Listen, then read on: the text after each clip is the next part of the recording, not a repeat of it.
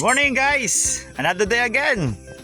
Another serye na naman dito sa ating munting tinatrabahuhan. Ay, yun. Medyo nangihinayang ako ngayong umaga. Dahil binisita ko yung aking mga tanim na sitaw.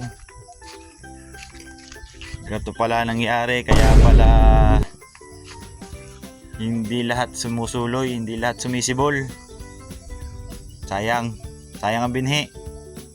Tulad nito, kasi nagtanim ako, kada butas, 2 pirasong, 2 binhi. Ngayon, kasi hindi ko man alam at ako may baguhan lang din nangyayari, kaya hindi lahat sumusuloy. Yun. Suloy siya pero kinakain pala ng langgam. Ay, peste rin pala ng langgam sa binhi. Kala ko pagka tinanim mo okay na. Tulad ng isang to, oh. Yan. Puro kagat. Di na to susuloy. Sayang. Tapos, aray, sa padalang butas. Ganun din. Yan. Sayang. Kasi dalawa itong buto na nandito, kaya siguro hindi na sumuloy yung isa. Kinain na rin ng peste, kinain na rin ng langgam yung isang binhi. Kasi tulad na rin.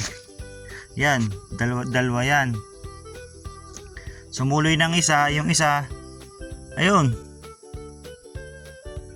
kinain na rin ng langgam, may kain din ng langgam. Ayan.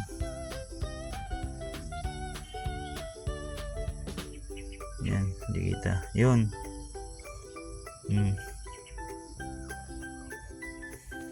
Sayang ang binhi. Imbis na susuloy na. Panghinayang, imbis na susuloy na siya, walang susuloy. Kasi ganun pala. May mga tendency pala na kinakain ng guyam. Hindi ko rin alam. Basta ako'y tanim lang ng tanim eh. May lang din ako nagtatanim eh. Ito, nakaligtas, 2. Yan, ganyan dapat. Pero yung hilerang yan ni pampat lang yan ay 2 hanggang lang eh. Ang iba, hindi na sumuloy. Walang suloy, baka kinain na rin. O baka hindi nag-germinate ang buto.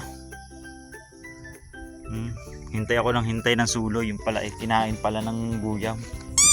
Tingnan ko rin isang hilera ulit. Kaya pala hindi rin sumuloy. Ayan ang ebidensya. Nilalanggam pala talaga. Peste kang langgam ka. Ano pwedeng gawin dito? So yun. Ayan, mga tanim na sitaw. Hindi lang naman lahat nakain, pero nangihinayang ako. Yan. Tulad yan. Iisa to. Ito iisa. Ibig sabihin nakain na rin yung isa niyan. Yung isang buto. Are. Susuloy pa lang. Are. Oh, ito tulad na rin. Oh. Yung padalawang buto nakain na rin.